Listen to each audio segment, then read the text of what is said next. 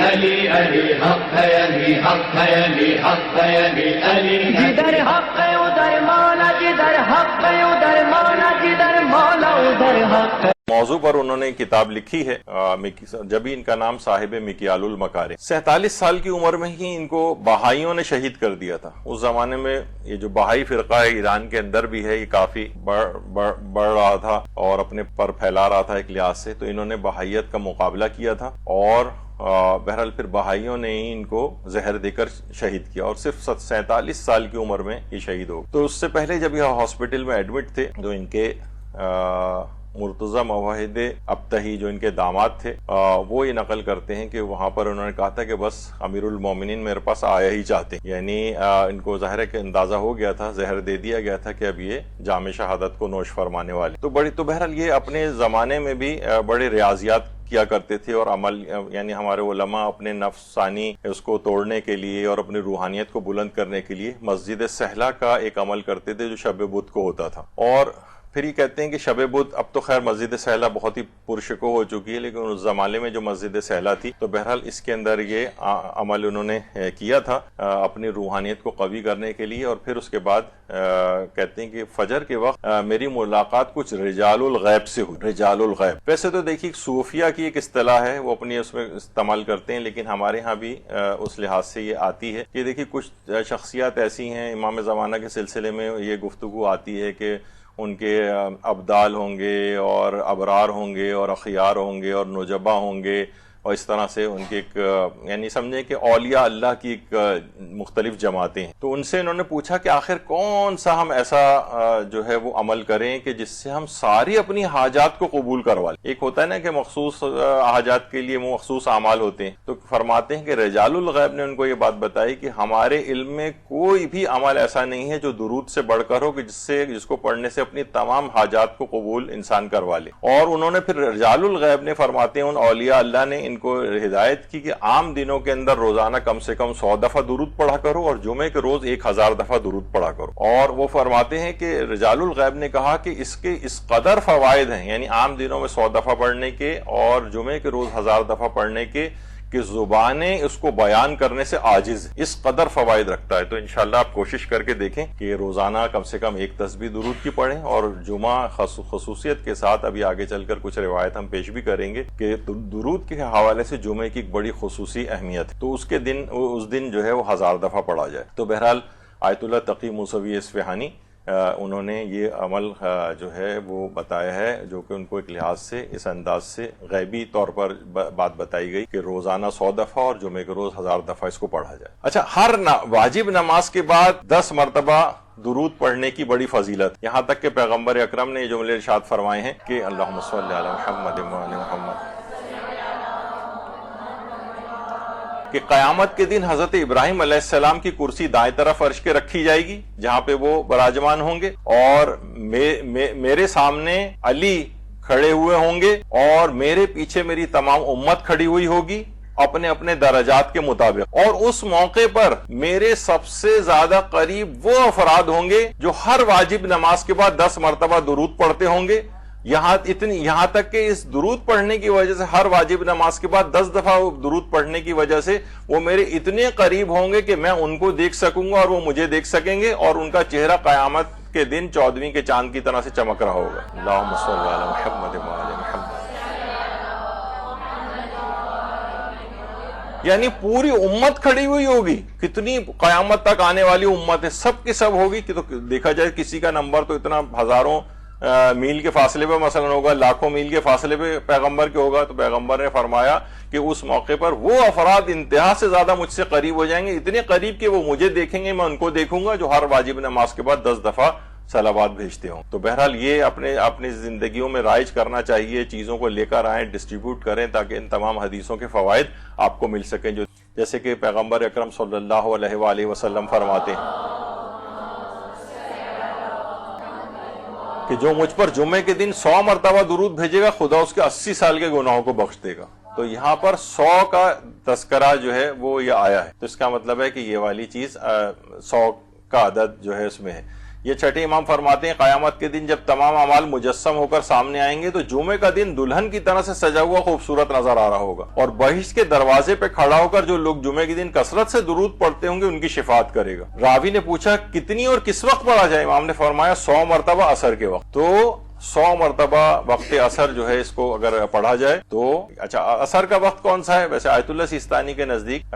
تقریباً 1.5 گھنٹے بعد ظہر کے عصر کا وقت فضیلت جو ہے وہ شروع ہو جاتا ہے۔ یعنی مثلا اگر آج کل یا کسی بھی وقت چلیں، جیسے 1 بجے کا اگر وقت ہم رکھ لیتے ہیں تو اس سے 1.5 گھنٹے بعد یعنی 2:30 بجے شروع ہو جائے گا۔ 12:30 بجے اگر وقت ہو رہا ہے تو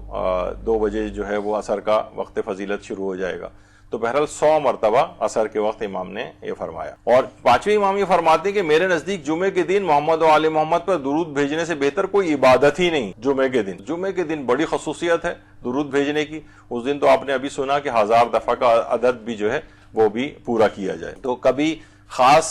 صیغے میں اور خاص شکل کے اندر اس کو جو پڑھنا مطلوب ہوتا ہے تو آپ وہ اسی شکل میں اس کو پڑھیں، جیسے ابھی آپ نے سنا صلوات زراب اصفہانی یا قبرستان والی جو صلوات ہے، اور کبھی کبھی خاص عدد جو ہے وہ مقصود ہوتا ہے۔ مثلا روایت میں ہے کہ جمعے کی شب یعنی شب جمعہ کم سے کم 100 مرتبہ انسان درود پڑھے، اور جس قدر زیادہ ہو سکے پڑھے۔ امام صادق فرماتے ہیں کہ شب جمعہ میں محمد و آل محمد پر درود بھیجنے سے 1000 نیکیوں کا ثواب ملتا ہے، 1000 گناہ محو ہوتے ہیں اور 1000 درجات بلند ہو جاتے ہیں۔ تو جمعے کے لحاظ سے بھی ہے اللہم صلی علی محمد و آل محمد، اور شب جمعہ کے لحاظ سے بھی ہے۔ اور شیخ توسی فرماتے ہیں کہ جمعرات کے دن محمد و آل محمد پر 1000 مرتبہ درود بھیجنا یہ مستحب ہے۔ بہتر ہے اس طرح سے اس درود کو پڑھا جائے، اللہم صلی علی محمد و آل محمد وعجل فرجہم واہلک عدوہم من الجن والانس من الاولین والآخر۔ تو بہرحال یہ خاص طرح کی جو درود ہیں ان میں عبارت بھی الگ ان کی ہوتی ہے، اس کو اسی انداز سے پڑھیں تو وہی فوائد جو ہیں آپ کو ملیں۔ درود میں ویسے تو کثرت جتنا بھی زیادہ پڑھ سکیں ہو سکے، لیکن آیت اللہ بہجت فرماتے تھے کہ اگر کبھی کثرت اتنی مطلوب نہیں ہے لیکن آپ بہت توجہ اور اخلاص کے ساتھ ایک دفعہ بھی اگر درود پڑھ رہے ہیں تو اصل میں کیفیت بھی مطلوب ہے۔ تو وہ فرماتے تھے اگر کثرت کی طرف بہت سے لوگ ہوتے ہیں نا گھبرا جاتے ہیں، بھئی کون 1000 دفعہ پڑھے ہو یہ تو بہت بڑا ٹاسک دے دیا۔ کوئی بات نہیں، 1 دفعہ پڑھ لو، 3 دفعہ پڑھ لو، یعنی جتنی تمہاری ہمتیں اور طاقتیں ہیں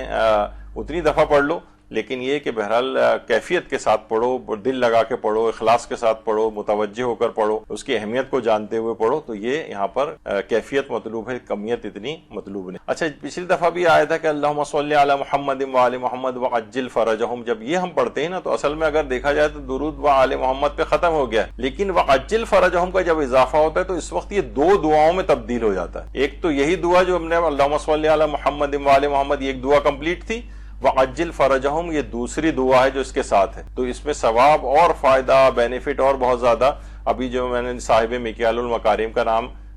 لیا تھا تو انہوں نے اس کے اندر تقریباً 72 یا 75 فوائد کا تذکرہ کیا ہے جو امام زمانہ کے اوپر صلوات بھیجنے سے یا ان کے لیے دعا کرنے سے حاصل ہوتے ہیں۔ تو جب وعجل فرجہم آپ کہتے ہیں، دیکھا جائے امام زمانہ علیہ السلام کی ظہور کے لیے دعا ہم کر رہے ہیں تو پوری لسٹ ہے پورے ان فوائد کی جو انہوں نے لکھی ہے، اور ہم نے ایک امام زمانہ علیہ السلام کے معرفت امام زمانہ کے نام سے مدرسے کا کتابچہ، اس میں وہ پورے 70-72 میں سے اہم ترین جو فوائد ہیں وہ ان کی بھی لسٹ پوری دی۔ تو بہرحال جب یہ پڑھتے ہیں تو اور زیادہ بینیفٹ آپ کو حاصل ہو جاتے ہیں واجل فرجہم کے ساتھ۔ دیکھیے صلوات تو ہم نے اس سے پہلے کا یہ ایک ایسی چیز ہے جسے لازمی قبول ہونا، یہ ہمیشہ اخلاصی کے ساتھ ہوتی ہے، تو اس کی عدم قبولیت کا انشاءاللہ بالکل کوئی امکان ہی نہیں ہے، یہ جبھی دعاؤں کے ساتھ اس کو پڑھا جاتا ہے۔ اور مختلف علماء کے جو چیزیں ہیں کہ جناب جیسے آیت اللہ عبد الکریم کشمیری فرماتے تھے کہ حاجات دنیا اور آخرت کی برابری کے لیے 3 چیزوں کی وہ نصیحت کرتے تھے، ایک تو ذکر استغفار زیادہ پڑھنا، ذکر صلوات اور صدقہ۔ وہ فرماتے تھے یہ 3 چیزوں کی جائیں تو اس سے دنیا کی بھی ساری مشکلات حل ہوتی ہیں، آخرت کی بھی ساری مشکلات حل ہوتی ہیں۔ اور یہ بھی فرماتے تھے کہ حاجتوں کی برابری کے لیے خاص طور پر اگر کسی کو گھر خریدنا ہے، گھر کا نہیں ہے کسی کے پاس وسائل، یا مثلا گاڑی کے وسائل نہیں ہے، رزق وغیرہ کی تنگی ہے اس کو، تو پھر وہ فرماتے تھے سورہ یاسین پڑھ کر اس کا ثواب امام تقی جواد علیہ السلام کو ہدیہ کیا جائے، اور اس کے ساتھ ایک صلوات بھی ان کو ہدیہ کی جائے۔ تو ہم نے دیکھا ہے وہ فرماتے تھے کہ یہ اس سے ان کو یہ جو چیزیں ہیں، مثلا کسی کے پاس سواری نہیں ہے، کسی کے پاس گھر نہیں ہے، یا مثلا رزق کی تنگی ہے تو ان سب کی تنگیوں اور پریشانیوں کو ہم نے دور ہوتے دیکھا ہے۔ سورہ یاسین پڑھ کر اس کا ثواب امام تقی جواد کو ہدیہ کرنا، اور جیسے میں نے اس سے پہلے بھی کہا تھا کہ حوقلہ کے ذکر کے اندر 14 دفعہ بسم اللہ الرحمن الرحیم لا حول ولا قوت الا باللہ العلی العظیم جو اس کے اعداد ہیں امام محمد تقی جواد کے اعداد کے برابر، تو وہ جب اگر پڑھا جائے تو ابھی میں نے یعنی پچھلے چند دنوں ہی کے اندر میں نے کچھ ایسی حاجات کے لیے خصوصی طور پہ پڑھا، اور وہ یعنی اسی دن وہ حاجات جو ہیں پوری، یعنی وہ اپنا میرا ذاتی پرسنل ایکسپیرینس ہے۔ تو امام محمد تقی کے لحاظ سے یہ ایک سورہ یاسین کا بھی ہے، اور اس کے ساتھ صلوات کے ساتھ ان کو ہدیہ کیا جائے تو انشاءاللہ بہت ہی زیادہ مجرب ہے یہ عمل۔ اور درود ابراہیم کے متعلق تو پچھلی دفعہ آ بھی گیا تھا، تو بہرحال یہ بھی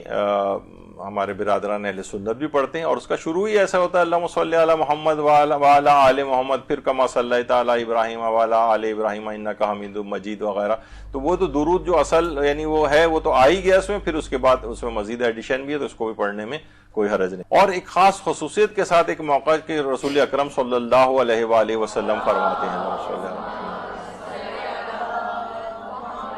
کہ جب بھی تم سونے کا ارادہ کرو تو 10 مرتبہ مجھ پر اور میرے اہل بیت پر درود بھیج دیا کرو، اگر تم نے ایسا کیا تو گویا ایسا ہی ہے جیسے 1000 دینار صدقہ دیا، 1000 دینار صدقہ۔ تو بہرحال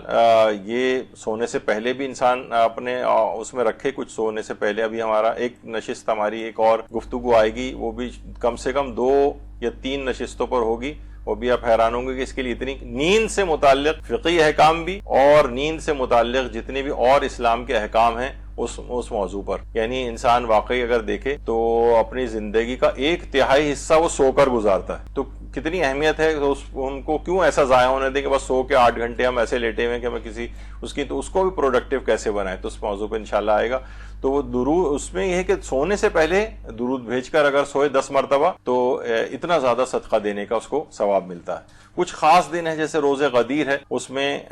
جو ہے الگ سے حکم چھٹے امام نے دیا ہے کہ اس دن کثرت سے صلوات بھیجی جائے، اور اسی طریقے سے ماہ رمضان میں رسول اللہ نے فرمایا ہے کہ زیادہ سے زیادہ جو مجھ پر درود بھیجے گا قیامت کے دن اس کے اعمال کا پلڑا اگر ہلکا بھی ہوگا تو اللہ اس کے نیک اعمال کے پلڑے کو بھاری کر دے گا۔ تو رمضان میں اس کی بہت زیادہ اس لحاظ سے تاکید، اور یہ بھی امام حسن عسکری علیہ الصلوۃ والسلام نے فرمایا ہے اللہم صلی علی محمد